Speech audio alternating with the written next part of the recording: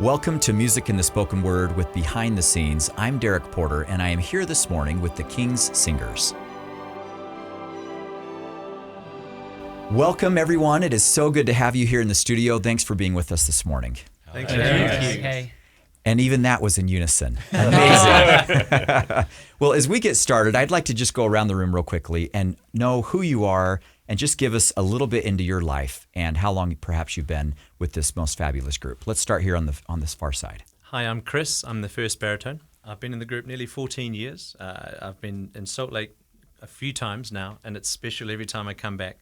I live at home in Oxford with my wife Liz, and if I'm not singing, I'm cooking and gardening. Wonderful. Thank you so much, Chris. Hi, I'm Nick. I'm the second baritone. I joined in 2019, so this is my 7th year in the group. Lovely to be here in Salt Lake and see the amazing views as ever. I live also in Oxford, but not with Chris's wife. That's me. Wonderful. Thank you so much, Nick. Hi, I'm Piers. I sing bass in the group, and I'm still the new guy, I think. I joined in January this year, so I've had a good 10 months. And this is my first time in this wonderful city, wonderful state, having a great time. I'm from Wales originally, but I have migrated to England now, where I live with my wife, Molly. Wonderful. Thank you, Piers. Hi, Derek. I'm Julian. I'm the tenor in the group. I've been singing with the King's Singers since 2014, so my 12th year now. And I just love being back in this part of the world, just the mountains overlooking the city, and getting to sing in that special space this morning.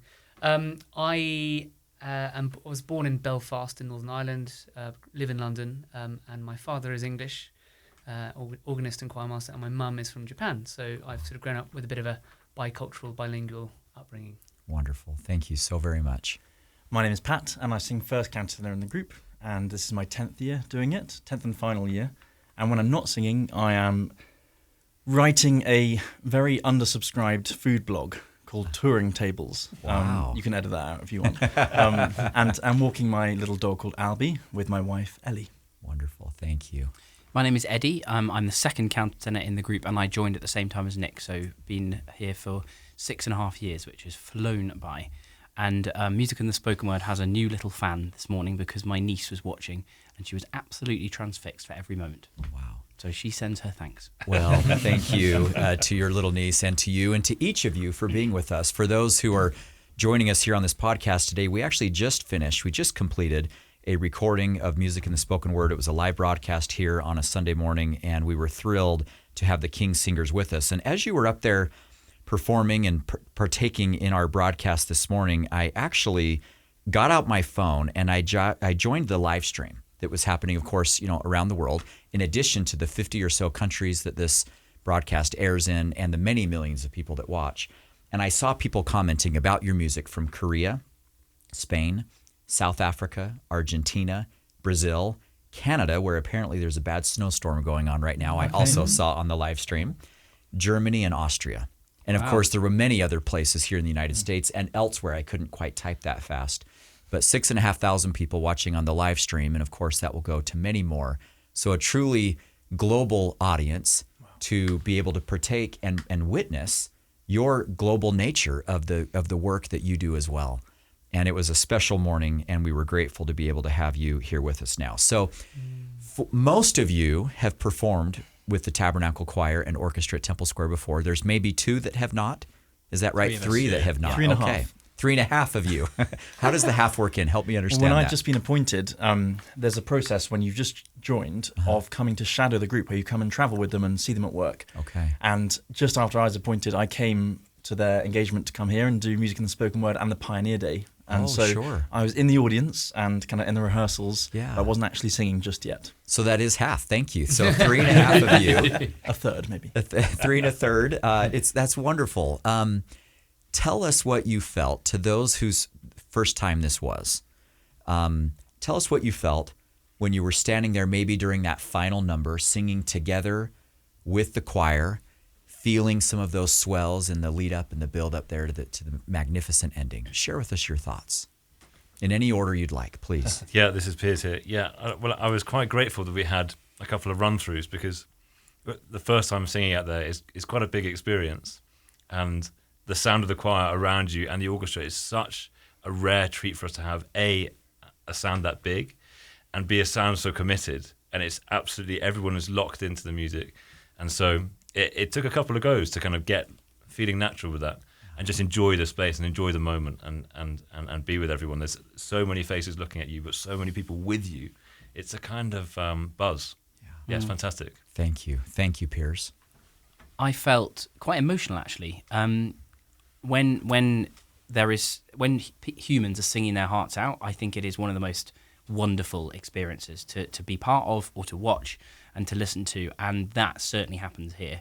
It was just incredible experience to be in the middle of that sound, and I couldn't help when we were just getting ready. I was quite late getting my makeup done this morning because I kept just wanting to hear the choir practicing, and when they were practicing the first number in the program today, it was just sensational and so beautiful and so moving. So it was very, very special, and I really hope we can come back again very soon. Thank you, Eddie. For me, it's just this perfect marrying of the energy and the enthusiasm of all of the musicians there and the music itself. The arrangements that Mac does are just phenomenal. They're so beautiful. So, as you say, they kind of move with the swells with it all. It's like all of the components of the artistry and the setting and the event just sort of come together through those arrangements, and there's just nothing quite like it when something just works and it clicks and everything sort of feels right. It's beautiful. Thank you, Nick. Pat, what would you add? It was almost too much for my poor little English countenance because that kind of that big swell of mass forces and the arrangement being, as Nick was saying, so perfect, gives you the lump in the throat, which is quite hard to sing through. And it took me a couple of songs to recover from the rising lump that I got from hearing the choir behind us and the amazing kind of cinematic quality of the orchestration as well, which is masterful. Well, and as you know, we had a couple thousand people in the audience this morning that were here to watch this live broadcast. But there is something so special about, as you mentioned, standing in the middle of that, because you've got 360 voices behind you, about 100-piece orchestra in front of you, this near acoustically perfect building surrounding you that almost needs no help to be able to transmit that voice. And you're right, it does. It brings emotions, it brings feeling, it brings power. Let's step back for a moment and talk about the legacy of the King's Singers. Each of you are a part of something far bigger than yourselves, just like we are here at Music in the Spoken Word, something that was started by the genius and the ideas of people long ago, but that has continued on and has had staying power through the ages. The King's Singers began more than 50 years ago with 6 choral scholars from King's College in Cambridge. What does it mean to you to carry that legacy forward today, so many years and decades later? That's a great question. I think as a Kiwi, my only reference point is our national rugby team, the All Blacks, who have this mantra where sort of no one's bigger than the jersey, and you come in and you wear it and you carry that same sense of mana or strength of being from everyone else that's worn the jersey. And then all you do is you're a caretaker. You look after it, and then you hand it on to the next person to wear and do the jersey proud, but bring something different, you know. So it's not like a burden as such, but it's something that is a real privilege to kind of wear that jersey. So that's my analogy. Thank you. Beautiful. Beautiful. Julian, what would you add to that? Well, I love actually that analogy that Chris has just made. Yeah, exactly. It's having the kind of the pride of and the honour of carrying on what the original founders from the 1960s created and worked so hard and sacrificed so much to create. But then also, you know, getting that balance of wanting to enjoy, of course, this amazing opportunity and to continue to kind of nourish it and cultivate it so that not only our successors can enjoy it, but also hopefully that the influence of the group can spread beyond just the 6 of us individually, but as a cultural or a kind of musical phenomenon through the world and through our travels of 200 days a year. So Thank you. Piers, anything you would add? I was just thinking, in addition to that, you know, similar to what you were saying, there's a sense of inheriting a legacy and giving credence, you know, to the people who come before you, which is similar to what you were describing. There's a real balance between preserving all of that and cherishing that and carrying on something that's unchanging, but also evolving. And as Chris alluded to, when you pull on that King of Singers jersey, as it were, you bring your own thing, and you're never exactly the same as your predecessor.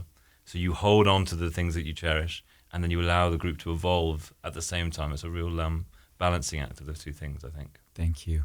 And as you talk about that evolution, I've been aware of this group for many, many years now. But the first time I had heard of the King Singers, I thought to myself, wow, these guys must be up there in age, in years, because I knew when they had started, I had read about it, and then I saw the group and I thought, these guys are all young.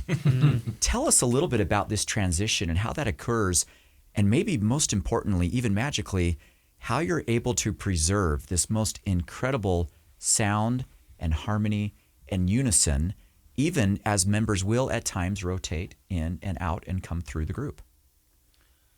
We have auditions for new members, of course, because when someone wants to leave, often after quite a long period in the group, we need to find the next member of the King Singers, and that's an exciting time. It's bittersweet. We have to say goodbye to someone, and we have to welcome someone new. And we're actually going through that process at the moment because Chris is leaving next year, and so is Pat. But I think the key for making the signature sound stay there is that, luckily, because of the six of us being heavily involved in the running of the business and deciding what we do creatively, people tend to stay in the King Singers quite a long time, and therefore there's a long time to pass down the repertoire, the techniques, the tips and tricks of the trade. And so we enable to keep that sort of USP there. And that's really, really special because it, just going back to what we were just saying, it means we strike a really good balance, I think, between being who we are as the six of us, which is going to be slightly different to the previous six, but also looking back to our legacy and keeping that, core to what we do. Thank you. I'd say also, there's a few musical things that are always kind of baked in, and though we change and musical tastes change in the world around us, which we have to, adapt to and evolve with, there are certain kind of key ingredients which tend to stay the same in how we approach music, the kind of aesthetic that we are aiming for in lots of our music. And we're always looking to grow the edges of what we can do and how versatile we can be. But there's a certain character to the group sound that we're always striving to keep really nice. Thank you. And some of that also comes from the lineup of voices. We've got an unusual disposition, quite low set of countertenors, Sure. baritones and bass. So Yeah. that, Well, it was amazing to be able to witness and to watch that occur and happen today, even in the green room prior to the show, listening to comments and remarks, and here's some things we can do to improve and what have you. And that takes a special disposition of personality to be able to be in a team-like environment. Is this more like a high-performing team or a big loving family? are they mutually exclusive? I don't know. Maybe not. Yeah. What do you think? How do you describe the culture of this group? Because that can be a challenge. It's exactly both of those things. When it's working at its best, which is such an amazing feeling, it's both of those things, and one feeds the other. Then if you create an environment where it feels like a big loving family and we all trust each other and we all have each other's back and we all want the best out of each other, you're going to get the best on stage, and you're going to be musically just moving together all in unison, to pardon the pun, and that's the reason why any of us should want this job. As you say, you're sort of part of something bigger than the sum of your parts, and we always talk about leaving our egos at the door when you come to this group, and it's a certain part of that ego which needs to be left outside, and then a certain part that actually we all need all of our egos to be involved in it, and that I think gives it this particularly special feeling that it's a combination of all of our personalities, and at any one time, whatever lineup we have should feel like it represents all of us, and our artistic values and maybe even our sort of human values. The work that the group does throughout the world should really reflect all the six of us, who we are as people, and that should be the same for any music group like this. And if it feels like that off stage, then you're gonna notice it on stage, for sure. Well, we know that music is an art, And it sounds like it is an art as well to make sure that the dynamics and the things are working such that you can take your whole self and your best self, all your heart, all your smile, all your enthusiasm, and share that with everyone that is listening. Now, your repertoire is quite wide. As I've looked at the types of music that you perform and the songs and the breadth and the depth, it's very impressive. When you perform sacred music, like for our listeners today, after Music in the Spoken Word, you performed a couple of songs, and one of them was about the first and second great commandment from the New Testament. When you perform sacred music, especially in a setting like Music in the Spoken Word, is there anything that feels different to you when you're performing sacred music with that kind of a meaning or a message or a feeling? I would say a lot of the opportunities we have to sing sacred music is in the concert form. And even if it's sung in a church, it's likely that not everyone who's in attendance necessarily believes in God or has faith. And we like to be a product that is open to all people. But there's something special, I think, performing it in a place like this morning at the Tabernacle, where everyone does have faith and is there for that sort of purpose. And we don't sing many church services compared to when we were growing up as kids. Sure. So it is a fairly unique situation that, amongst all these concerts that we give, we are performing in a service. So it does take on a different sort of resonance, I think. Thank you. I think Please. also the composers who are setting sacred music, for them, often it is a deeply, deeply personal and important artistic act that they've created. So I think our job is often to serve that work of art, which is deeply kind of flavored with that faith and the sincerity with which the composer viewed the text. And their musical choices are informed by their relationship to that bit of text. If You Love Me being a great example of that. So I think our job is to serve the composer, the music, and the message as we bring it to life. You've collaborated with orchestras and choirs and artists, I think literally throughout the world. What have you learned about trust through your singing with each other when you're standing there, fully exposed, and you know that trust is needed for everything from strength of voice to ensuring that notes are hit to anything else that you could imagine? What have you learned about trust? For me, it's something that is inbuilt into our group. Like Nick was talking about our culture and kind of, I think every time I take a breath on stage with these guys, I don't even think about, are my colleagues going to come in? I'm just thinking, we're breathing as one. And so I think when the trust gets to kind of the depth where you're not even thinking about the concept of trust, but rather just living in it, that is when I think you're onto something amazing. And actually, it's quite easy to take that for granted. I'm just speaking from sort of for myself here, really, that after whatever a number of years being in this group, you get so used to that. And actually, it's moments like this when we're actually asked questions which are really really pertinent and kind of make you realize and remember that actually, gosh, this really is a special thing that we have here, and that how many musical ensembles get to just breathe and know that it's not a question of will my colleagues come in. It's like we will just come in, and when there are little imperfections or moments of relapses, or whatever, like it doesn't matter because ultimately we're so aligned in what we're doing. We actually are really grateful to work with a team coach who helps us not with anything musical, but it just helps the musical stuff innately, and we've learnt loads of techniques with him to keep our relationships between the six of us in a really good place. Because, just going back to what you're saying, we are like a family. In the end, it's all right, but we also don't always agree on things.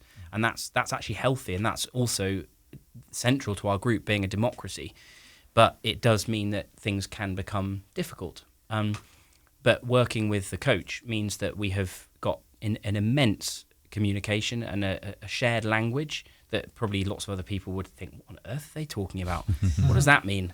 But we know what it means, and we have our language.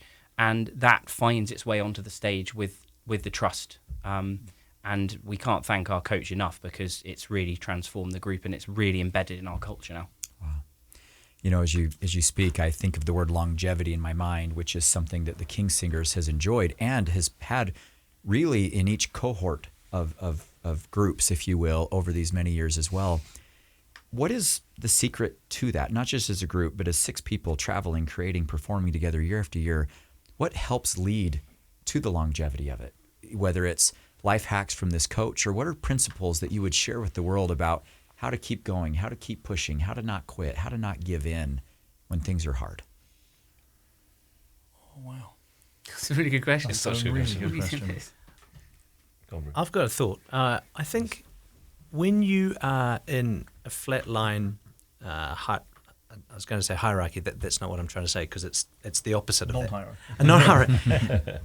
There's this innate sense of we are only as good, like a sports team, as our weakest member. I know that's not a very positive thing necessarily to think about, but what I think it encourages is that you all feel accountable to each other, that you kind of all lift each other up, and you all know that this only functions because I'm doing my bit. I'm this cog in the machine. So as opposed to a fear of being the weakest link, I don't think it's that. So I'll find better words probably after this podcast, but I think you know what I'm trying to say. And Yes. and we all feel this really insane sense of commitment of like, I've got to do my 1/6 of the share of the work and heavy lifting. And if everyone does that, we all just bring each other up. And so people feel really committed to the job, because it's not just singing and it's not just someone telling you what to do. You have a real sense of ownership of this group. And so I think people stay because they love it, and you get to learn new skills. You know, if we all went in turn and told you what we do off stage, it's this great array of skills that we didn't necessarily come to the job armed or equipped with. And now we're going to leave with all sorts of, tricks and, strings to our bow. So, I don't know. Yeah, it's great. I think this sort of weird metaphor you can draw is actually our arrangements and our music. It's set up in such a way that no one part is more important than any of the others. All of them have their own function and their own importance at one point, or supporting function at another point. And you're always in constant sort of flux and flow with that, and working out where you are in the group and how you're helping others at one point, and how you're taking charge and leading at other points. It's so empowering, and it's empowering for everyone. And as Chris says, we all owe it to each other to make sure everyone feels like they have that same strength in both on stage and in all our off stage work and running the group. That for me is where the longevity idea comes, is through this way of working, and through how that just grows us as people while we're in the job, and we get to imprint our personality through that as well. Thank you. As you think about the state of the world, I think it's always been in conflict and commotion. It always feels that maybe it's never been more that way than now in the current moment. But regardless, we recognize there's so much conflict throughout the world. And you travel the globe. How many countries, by the way, do you think you've visited roughly during your tenure? More than 50. More than 50. More than 50, yeah. So all over the world, every continent, inhabited continent, let's say, maybe even Antarctica, who knows? We're working on that. Not yet. Music in the Spoken Word, as a side note, did a special broadcast once to a lone explorer in Antarctica and aired it and sent it, beamed it down through CBS down to the bottom of the world. Wow. So we've had some opportunity to be there. We need to figure out how to help you do the Yes, same and please. get to Antarctica. We want to be physically there. Yeah, me too. Let's go together, because that's somewhere I would like to go as well. Derrick. But as you think about the conflict that's in the world, what role do you believe music plays in healing hearts and bringing people together across faiths and cultures? I think an immense role. We actually did a project a few years ago called Finding Harmony, and it explored music from all over the world and all throughout many hundreds of years of history of music that has helped bring people together in times of difficulty. So we had the civil rights movement represented. We had Scottish music represented, where people were being moved from their clans up in the Highlands, and all sorts of other examples. And it just made us realise how vital music is. It's a shared language that we all share, whatever language we speak, wherever we live in the world. and it has an immense role, and it's actually what caused us to start our charity, the King Singers Global Foundation, which does its best to help bring unity in the world with music through education, through bringing new art into the world, commissioning new music, and all sorts of other things. And so it's that concept is something that's really, really dear to our hearts. Thank you. I think when you're performing on stage and you're seeing all these, we're talking about how different is it when there's a religious piece of music, a sacred text, versus a non-sacred text. I think for me, what's the same across most of our audiences is that everyone clearly, or a lot of the people there at least, believe in the power of music, and they want to come to our concerts to feel healed or kind of connected in some way, whether that's to us or to family that they haven't seen in a while, or even within their households, to friends. You can be sitting next to a stranger in the public, in the audience, and be completely different to them in every manner, and yet somehow be connected through the music. And so it's really, really special for us to see that in concert, and also to hear stories. And when we meet the audiences after concerts, it's often what they're saying is that they felt something transcendent about being in that sound world, in the music. Not necessarily because of what the individual six of us, what we do, but rather the actual music itself. And we feel like we're serving the music, and that in itself helps in a small way to overcome some of those smaller world conflicts, hopefully. Thank you. You speak about this Finding Harmony project, and each of you have really devoted your life, in a way, to the art of harmony, of bringing voices together, of learning how to balance, of recognizing even times and seasons, whether it's in a piece of music or in life, of when it's a more of a solo moment versus a supporting moment. What does harmony mean to you, even beyond the musical sense? It means a shared purpose, a unity of vision, standing with people and looking in the same direction. It's there's so many ways that the parallel works in society, and I think what you said there is absolutely right, which is knowing in any relationship, in a family, in a team, at work, whatever it is, knowing where you need to fade in and fade out, and balance yourself to what's happening around you socially and professionally and familiarly. There's so many parallels. It's like a beautiful idea. And for it to work most successfully, you also all have to listen. You have to just be brilliant listeners, which is such an important thing in society. For a good, happy, functioning society is listening and observing and just analysing and going, okay, yeah, as you say, Pat, how can I help here? Just taking the time to just listen, and that's a really key part of harmony. One thing I've heard Mac Wilberg repeat to the choir over and over is he says the key to success in the choir is to listen louder than you sing. Yeah, absolutely spot on. Yeah. And he would say he's borrowed that from someone else over time, but I think it makes a lot of sense when I heard him say that the first time, that in the human sense, intrinsically at times, we're looking for that solo moment, for that standout moment, and I'm going to sing as loud as I can and share that voice, whether it's literally on stage or out in the world. But as you've mentioned, Nick, the key to succeeding really is to listen and to learn how to listen, to understand. What else would others of you add about the art of harmony and helping the world through harmony? Well, I think there's some parallel to be made with our auditions recently. Someone asked me, what you're such a close-knit group, and we are familial.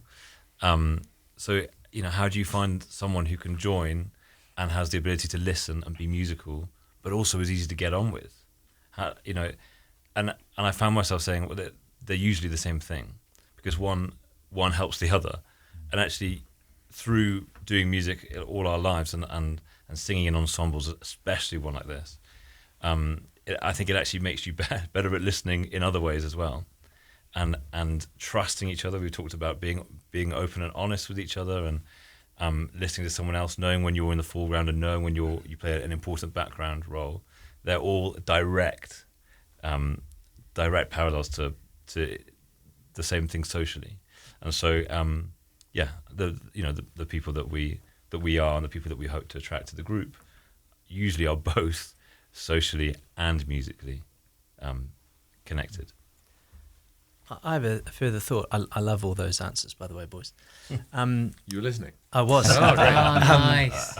For me, harmony can look and feel and sound different to different people. And I think if you are able to, as a first port of call, come to someone and have an idea of what is their definition of beauty or harmony, then I think it can reframe your own version of what that is as well. And so I think being open to different aesthetics and different points of view can lead to a greater depth of harmony, because you might come with your own predisposed idea of what harmony should look like, but actually you can come away from different situations with a newfound sense of what is actually beautiful.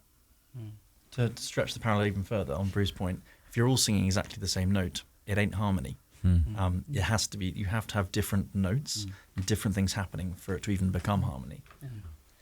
And can I add one more thing on Bruce's point, which is that Please do. on his different perspectives of harmony, an example from this morning's service is you got the Tallis, If You Love Me, 16th century musical gem from England. Super simple. One of the simplest pieces we sing, just 4 parts, often 2 or 3 voices at a time. And that is just as valid and beautiful a harmony as something like If I Can Help Somebody with a Word or a Song. The Stacey V. Gibbs arrangement of that spiritual is much sort of richer or more complex, almost kind of jazzed up in a sort of way, and that will affect people in different ways. And yet they are both beautiful pieces in harmony, which we love. One is very simple, one is more complex, and both are equally hopefully powerful and enjoyable. Thank you. And also, harmony doesn't necessarily mean beautiful. Like, the world is full of difficult things that we need to recognise, and sometimes hearing really, really harsh music, or that something that is really hard to listen to, can be very powerful. It can help us feel the emotion of the people that are going through that struggle, or ourselves when we're internally going through struggles individually. And so I think a broad definition of understanding of harmony is just, more than just one thing, as Pat alluded to, and it can be a difficult thing. And I think that's really valid and helpful in storytelling, which is really our job.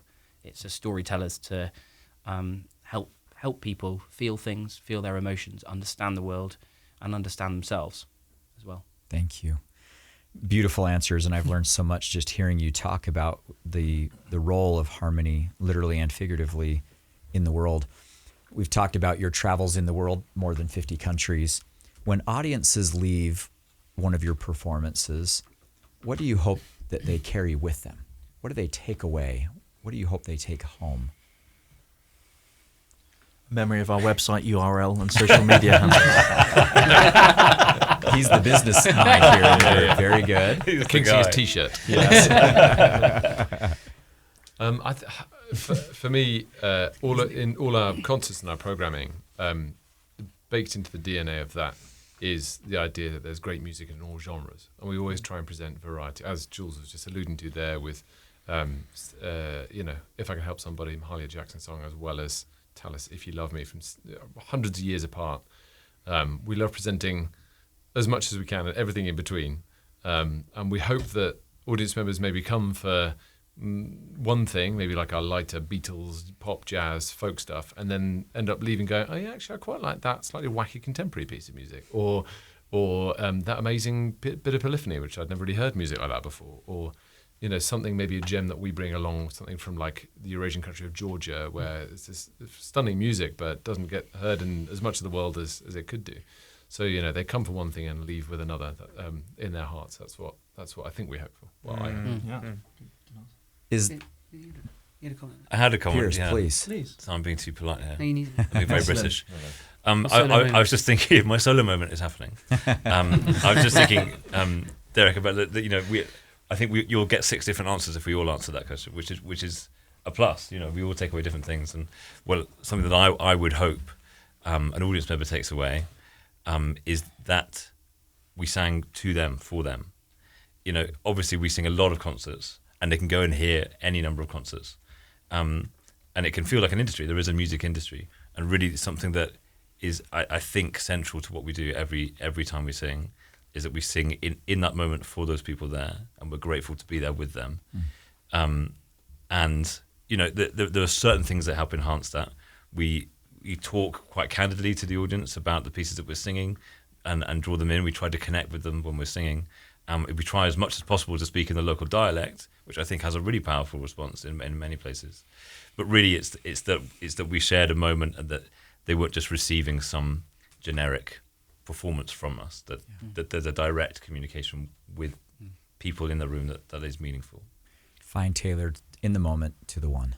And I mean, most of our concerts finish with a set of songs that are chosen on the day by one of us. Is that So right? That's specifically. So not necessarily the same set No, every it's single very time. It's very Never fluid. the very same much two different. sets. Yeah. Wow. And that Wow. means we can really listen to what's happening in that area. As Piers alluded, we very often sing a piece in the local language or that has great significance for that community, and they love it, and it's really special. But it's interesting for us because it means we all get a chance to program a little bit of the concert each day. And it's interesting for the audience because they get to hear different things and something that's specific to them. So that's quite special. So we can talk Very directly special. to them. And I Yes, think one of thank our you. parting gifts as well is almost exclusively after every show, we will go out and meet the audience. And it's a lovely opportunity to face up to them, to hear what they might have liked or not liked, and to sign anything that they want signed. And it's just a lovely way of finishing up and wrapping up the evening. You know, there's a real face-to-face personal contact saying, thanks for making the journey. You hear people have driven 16 hours. I don't even think you can drive that long in England. I don't know. Maybe you can if you go around in circles. Depends what car you've got. Yeah. But you know what I mean? I just think that that's a lovely way of saying cheers. Wow, wonderful. Do you feel that, is there one song that the entire group loves the most? That's kind of a group favorite? Is there one you can think of?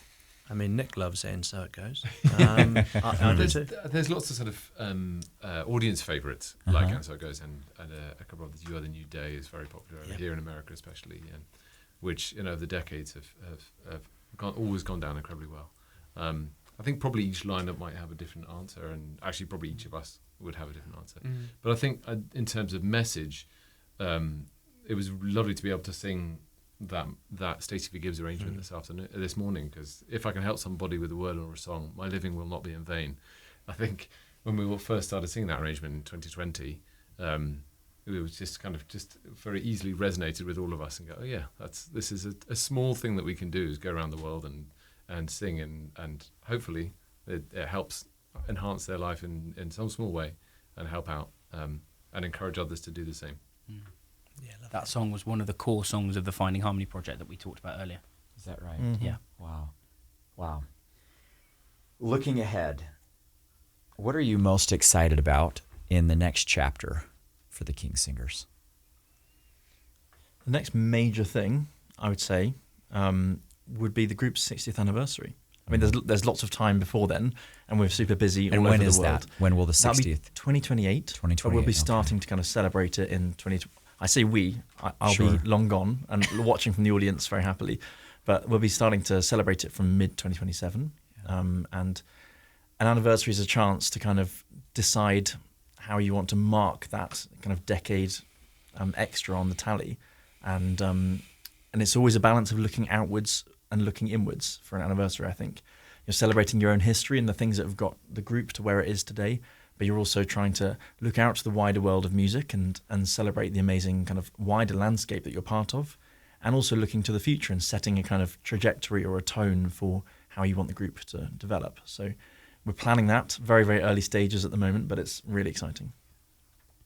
What an amazing achievement. Incredible. Piers. We're always kind of future planning, as I think you can hear, Derek, and future proofing. And so we're developing programs always as we go. The six of us, and sometimes in pairs we'll bring it to the rest of the group. Sometimes as a six, and with the anniversary program, we've been developing that recently, and that's a very exciting chance to, as Pat says, dig into some really interesting stuff in our library, but also commission some really, really interesting music from all around the world. And we'll be doing a lot of touring in 2027, 28, doing that sort of stuff. And before then, we have a program, for example, called Let's Misbehave, which is really heavily jazz influenced, and jazz from all over the world, different people who've been, misbehaving in musical ways, which is a really lovely step out to do some real core jazz. So we're constantly finding new new ways to explore and expand our library.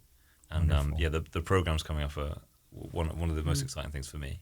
And well, for me, the traveling and the touring is what makes, you've got to have a certain hunger for that in this job. Otherwise, you'd be more, missing home more than actually enjoying the touring. So coming up in the next year or so, we've got an amazing, Australasia tour in March, which we're very much looking forward to.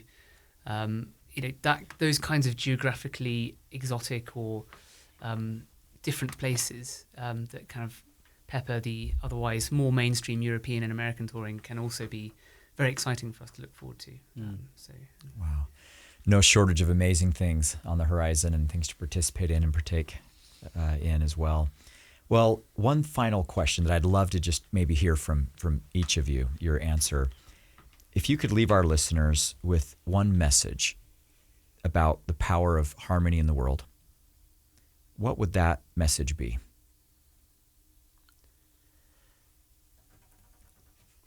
The best conversationalists are the best listeners, and so I would encourage you all to find some new opportunities to listen to people in a way that perhaps you haven't recently or traditionally, and create some new versions of harmony in your own life and relationships with your loved ones. Thank you. Thank you, Chris. For me, it's get to understand your own voice and work out what your voice can do to enhance harmony around you in your life. Thank you, Nick. Piers? I think I would say that harmony is very easily accessed. We talked about direct music and singing, but it's also very easily lost, and so it's something to be cherished and protected. Thank you. Wonderful. Julian? Because of these beautiful answers, I'm going to go a little bit off-piece. I'm going to say listen to and study the Bach chorales that feature in his Passions, because they, for me, are the perfect balance of simplicity and yet kind of profoundness within musical and, storytelling narrative and of harmony. Thank you. Thank you. Pat?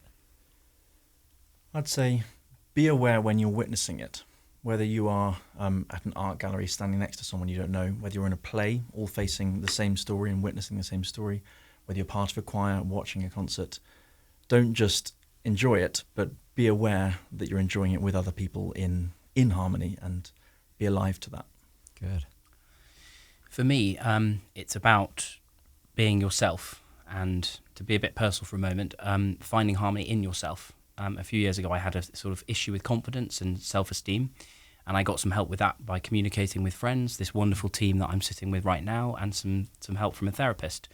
And it has completely changed my life for the better. And I feel like I'm able to be more authentically me on stage and otherwise, and therefore sort of share in the human experience more, which I think is what music is all about. It's about coming from us. And if you can release the sort of chaff from inside yourself, which is never going to be fully done, but if you can help yourself and know the ways to be able to continue communicating even in difficult times, that can only be a good thing for the whole world, not just yourself. Eddie, thanks for sharing that. I think that's something that at certain points in our lives we all experience, moments of self-doubt, moments of questioning, moments of a lack of confidence. But as I have had opportunity to get to meet so many people around the globe over my lifetime, and here through this assignment that I have, every single person has something unique to add to the chorus. Every single person has the ability to be a contributor. And so thank you for sharing that intimate and personal experience. And thanks to each of you for your contribution to music and the spoken word. We have been doing this for nearly 100 years. And this is the first time to ever sit down with a guest artist and to talk and to have an interview after something that we've done. Now, I've just been thinking, and I can't help but ask this as we've been walking through this interview, if there's a song that maybe not so much defines the King Singers, but tells the story of the King Singers, maybe from the very beginning of your time, that you might be willing, with no notice, to sing a line or two for us from. Is there one that comes to mind? There is, yeah. I think There's a story that goes in the very early days of the group when they just started out. They were rehearsing around the kitchen table of Eddie's predecessor, Al, who was the founding second alto. Okay, and what year was this? I'm going to guess 69, maybe. Okay. Pretty soon after the founding. Yeah. I'll have to fact check myself later. And there's a knock on the door, and this young composer called Gordon Langford said, "Hello, Mr. Hume. I've heard that you're a close harmony a cappella group. I've written a little arrangement for you guys for you to try out if you'd like. I'd love to work with you." So we handed over these handwritten sheets, and we still learn and sing from that handwritten score from that very first day. And they tried it out, and it was a great fit, and it actually started to create the sound of the group. It became a kind of signature style and sound.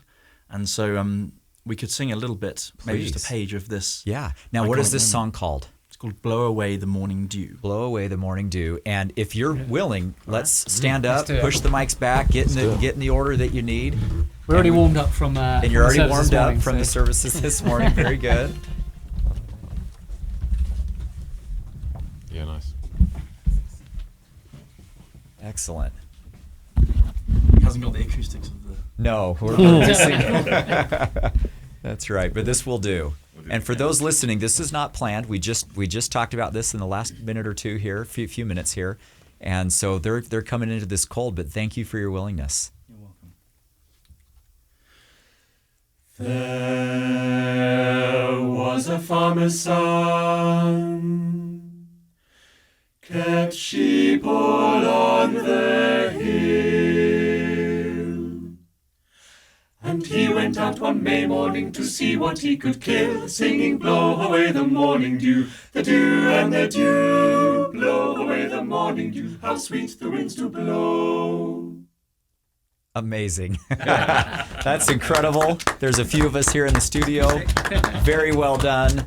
With that, I think we'll close out here on our podcast. Thank you again for joining us and being with us here in Salt Lake City. We wish you the safest of travels home, and we look forward to being with you again in the future. Thank you so much. Cheers.